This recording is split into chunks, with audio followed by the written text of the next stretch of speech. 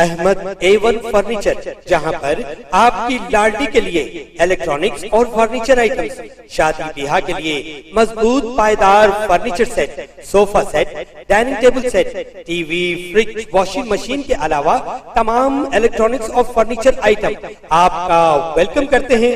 Ahmad A1 furniture और Ahmed electronics, opposite Shadan hotel, Ballaguda road, Hashimabad, Hyderabad.